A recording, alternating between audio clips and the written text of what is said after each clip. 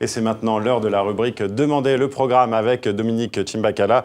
Et d'abord, la bande-annonce d'un film qui fait polémique au Maroc et en Égypte, Exodus de Ridley Scott.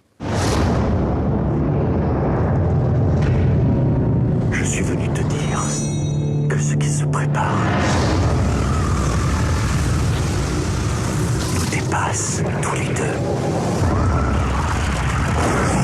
C'est la survie de l'Égypte qui est en jeu, tu comprends? Qui te l'a dit?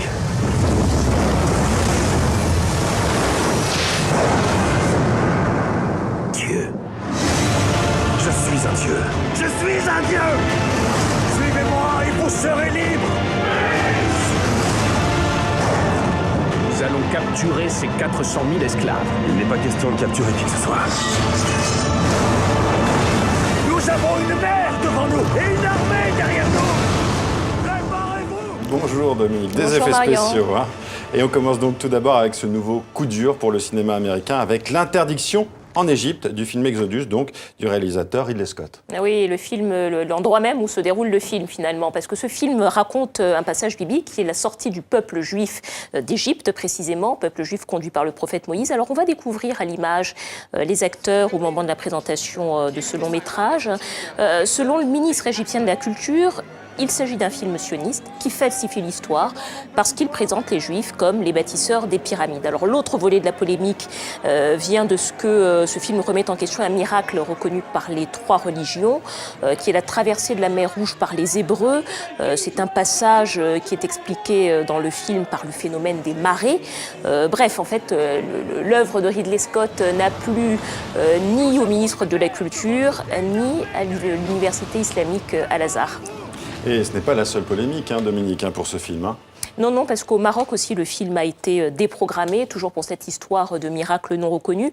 Et puis aux États-Unis, il y a une autre polémique. On dit que les acteurs sont trop blancs. Évidemment, c'est une polémique qui vient de la communauté afro-américaine, parce qu'on sait que dans l'Égypte, à cette époque-là, beaucoup de pharaons, sinon étaient noirs ou du moins avaient des origines nègres.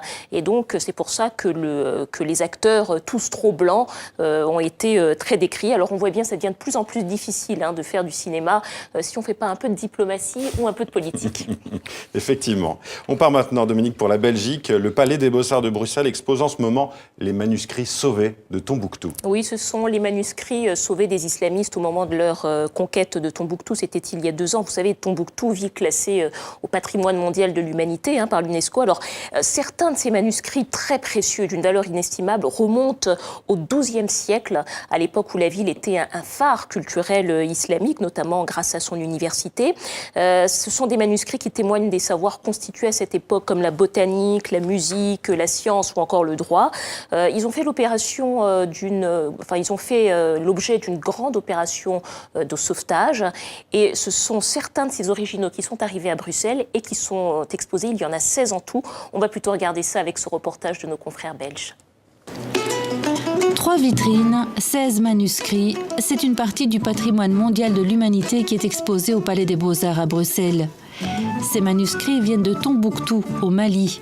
Menacés de destruction par les djihadistes, ces documents exceptionnels ont été sauvés grâce notamment au courage d'un homme. C'est quelque chose qui est très très dangereux parce qu'à l'époque il y a des rebelles, il y a des islamistes au nord, aussi il y a des désordres, il y a de l'insécurité, mais à cause de notre patrimoine, on n'a pas regardé ça, on a fermé les yeux, on a continué, on a foncé jusqu'à la fin de cette évacuation. On pense qu'on a sauvé quand même plus de 95% de totalité des manuscrits des régions de Tombouctou. Rappelez-vous, en 2012, les djihadistes s'emparent de la capitale culturelle et intellectuelle du Mali. Ils cassent tout ce qui symbolise la connaissance et la tolérance. La ville regorge de livres précieux, le pire est à craindre. Heureusement, le sauvetage s'organise et la majorité des manuscrits sont sauvés. À Bruxelles aujourd'hui, on peut notamment découvrir ce texte du Coran datant du XIe siècle, des lettres d'or sur une peau de poisson. Un peu plus loin, un texte du XIXe siècle, le récit d'un grand savant malien, un homme de réconciliation. Tout ce qu'il a utilisé comme la diplomatie, comme les arguments qu'il a pris dans le Coran ou dans les traditions ou dans les anciens écrits, il a tout rassemblé, il a écrit ça exactement comme il a fait. Et voilà, c'est ça, ces manuscrits Aujourd'hui, je pense qu'il faut les traduire, il faut les publier pour que nous aussi, on prenne cet exemple, cette leçon pour laisser vraiment ce conflit qui est partout. Des textes écrits en arabe et en langue peul, accompagnés d'explications, ces manuscrits traitent de thèmes universels comme les droits de l'homme et la tolérance. L'exposition est à découvrir jusqu'en février 2015. Et ça donne envie d'aller les voir. Et on termine cette rubrique culture, Dominique, avec un peu d'illusion et de magie. Le transformiste Arturo Brachetti est arrivé à Genève pour son nouveau spectacle. Oui, alors Arturo Brachetti, pour ceux qui ne le connaissent pas, c'est l'homme qui détient le record du monde de vitesse pour le changement de costume, 1 seconde et demie, Marian. Alors il revient à Genève effectivement pour son nouveau spectacle, Comédie Magique Show, et cette fois il n'est pas tout seul parce qu'il est accompagné de 7 autres transformistes. On va regarder ça avec ce reportage de nos confrères suisses de la RTS. Entouré de magiciens venus d'horizons différents, Arturo Brachetti fait revivre l'esprit des cabarets parisiens des années 70. L'homme aux 1000 visages propose un parcours initiatique de la magie. C'est un spectacle d'ensemble où je suis un peu le maître de cérémonie et on déploie l'art de la magie sur différentes formes. Génie du transformisme, le magicien italien est un personnage multiple qui a su devenir unique. Sa carrière longue de 35 ans lui a permis d'explorer un nombre impressionnant de personnages. Je suis devenu connu dans le monde pour me transformer en vitesse. J'étais le seul en 1979. Je faisais seulement 6 personnages. Maintenant, dans les spectacles, je n'ai fait jusqu'à 80. Mais quel est le secret de sa rapidité? Tout d'abord, on ne demande pas à Monsieur Coca-Cola qu'est-ce que tu mets dans ta bouteille. Mais bon, je pourrais quand même dire que c'est 2 trucs principaux.